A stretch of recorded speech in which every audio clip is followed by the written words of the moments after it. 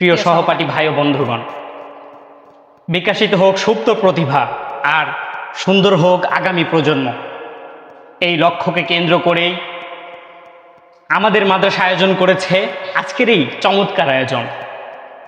ধন্যবাদ সেই সমস্ত উস্তাদ বৃন্দুদেরকে যারা আমাদেরকে এমন চমৎকার একটি আয়োজন উপহার দিয়েছেন।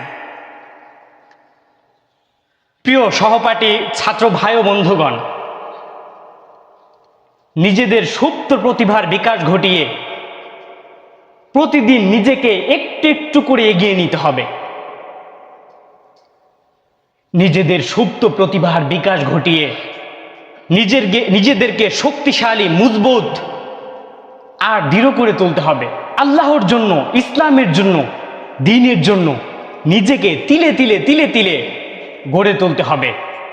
You can win, nothing can be had without labour and concentration. হ্যাঁ, তুমি পারবে, তোমার দ্বারাই হবে, তুমি একদিন বড় হতে পারবে। চেষ্টা চালিয়ে যাও, তুমিই পারবে, তুমি বড় হবে। ভেঙে পড়ো না, কঠোর পরিশ্রম করো, কঠোর মেহনত করো, শান্তির ঘুম ত্যাগ করো। কঠিন পরিশ্রম, কঠোর মেহনত, ঘুম না ত্যাগ করে সফলতা পাওয়ার মতো এতটাই সহজ এই পৃথিবী নয়। সফলতা পাওয়ার জন্য আপনাকে কঠিন পরিশ্রম করতে হবে, আপনাকে উঠে দাঁড়াতে হবে, চেষ্টা করতে হবে। আল্লাহর কুরআন তো এটাই বলেছেন, ও আল্লাইসা লিল ইনসানি ইল্লা মা সা। চেষ্টা করলেই মানুষ একদিন বড় হতে পারবে। চেষ্টার মাধ্যমেই মানুষ যা চেষ্টা করে মানুষ তাই পায়। সুপ্ত প্রতিভার বিকাশ ঘটানোর মাঝে আমাদের জীবনে অনেক প্রতিকূল পরিবেশ আসবে, প্রতিকূল পরিস্থিতি আসবে। প্রসঙ্গ যখন আপনি কওমি মাদ্রাসার ছাত্র, তখন তো প্রতিকূলতার ব্যাপারটা আরো বেশি। এই পৃথিবীতে যতগুলো শিক্ষা প্রতিষ্ঠান রয়েছে তার মধ্যে সবচেয়ে বঞ্চিত আর অবহেলিত একটি প্রতিষ্ঠানের নাম হলো কওমি শিক্ষা ব্যবস্থা, কওমি প্রতিষ্ঠান, শিক্ষা প্রতিষ্ঠান। আমার জানা নেই, আমার এই ছোট মাথায় ধরে না কি কারণে, কি দোষে আজকে আমাদের এই কওমি মাদ্রাসাগুলো সমাজের কাছে এতটা অবহেলিত। আপনি যখন কওমি মাদ্রাসায় পড়ালেখা করেন, আপনার বাবার কাছ থেকে আপনি সাপোর্ট পাবেন না। আপনার বাবা আপনাকে পরিপূর্ণ সহযোগিতা করবে না। হয়তো আপনার বাবার মনে দিন শেষে একটি কথা আপনার বাবার অন্তরে জায়গা দিয়ে যায় যে আমার সন্তান যদি মাদ্রাসায় চাকরি করে খায়, দিন শেষে আমার সন্তানের বেতন হবে 10,000 টাকা মাত্র, তাহলে আমার সন্তানকে এত টাকা আমার সন্তানের পিছিয়ে ব্যয় করার কি এত প্রয়োজন? আপনার ভাইয়ের কাছ থেকে আপনি সাপোর্ট পাবেন না।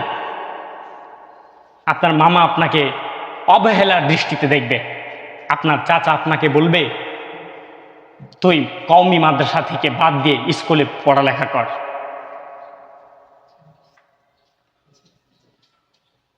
অন্তরে খুব বেশি রক্তক্ষরণ হয়। তাই আমাদের জীবনে আমাদের সুপ্ত প্রতিভার বিকাশ ঘটাতে হবে। জীবনে এই বিকাশ ঘটানোর মাঝে এমন প্রতিকূলতা আমাদের জীবনে আসবেই। তাই বলে কি বসে থাকলে চলবে? আবু তাহের মেজবা সাহেব চমৎকার কথা বলতেন, জীবনে চলার পথে আসবে হাজারো আধার নেমে, তাই বলে কি তুমি থাকবে থেমে? বারবার জ্বালাবে বাতি, হয়তো বাতি জ্বলবে না, তাই তো আর কাপুরুষের মতো বসে থাকলে চলবে না। সর্বশেষ একটি কথা না বলে আর পারলাম না। মাদ্রাসা হলো পৃথিবীর শ্রেষ্ঠ কর্মশালা, যেখানে মানুষের জীবন গড়ার সাধনা করা হয়, দ্বীনের দায়ী এবং সিপাহী তৈরি করা হয়। মাদ্রাসা হলো ইসলামী বিশ্বের বিদ্যুৎ কেন্দ্র, যেখানে শুধুমাত্র মুসলিম জনপদে নয়, বরং সমগ্র মানব বস্তিতে বিদ্যুৎ বিতরণ করা হয়। মাদ্রাসা হলো এমন একটি কর্মশালা যেখানে মানুষের জীবন গড়ার সাধনা করা হয়, ইসলামের সাথে মানুষের মস্তক মস্তিষ্ককে ঢালাই করা হয়। তাই প্রিয় সাথী ও বন্ধুগণ, ভেঙে না পড়ে সুপ্ত প্রতিভার বিকাশ ঘটান। আপনি এই মঞ্চে উঠে দাঁড়াবেন, বক্তৃতা দিতে আসবেন, মায়ের কোলে থাকা সেই ছোট্ট শিশুটা হাঁটা শিখতে গিয়ে যেমন বারবার পড়ে যায়, আবার উঠে দাঁড়ায়, আবার পড়ে যায়, আবার উঠে দাঁড়ায়, সে হাল ছাড়ে না, এক পর্যায়ে সে হাঁটা শিখে। ঠিক আমরা যখন বক্তৃতা দিতে আসবো, আমাদের বেঁধে যাবে, আমরা পারবো না, আমরা ভয় পেয়ে এখান থেকে চলে যাব, কিন্তু আমাদের ভেঙে পড়লে চলবে না। আমাদের সেই ছোট্ট শিশুটার মতো তিলে তিলে অল্প অল্প করে আমাদের হাঁটা শিখতে হবে। ইসলামের জন্য কাজ করে যেতে হবে, দ্বীনের জন্য কাজ করে যেতে হবে। একদিন আপনাকে অনেক বড় হতে হবে। প্রিয় ছাত্র ভাইয়েরা, আসুন আমাদের এই আয়োজনের মাধ্যমে আমরা আমাদের সুপ্ত প্রতিভার বিকাশ ঘটিয়ে আমরা দুনিয়া ও আখেরাতে অশেষ কল্যাণ আল্লাহ তাআলার কাছে চেয়ে নেই। ওয়াখির দাওয়ানা আলহামদুলিল্লাহি রাব্বিল আলামিন।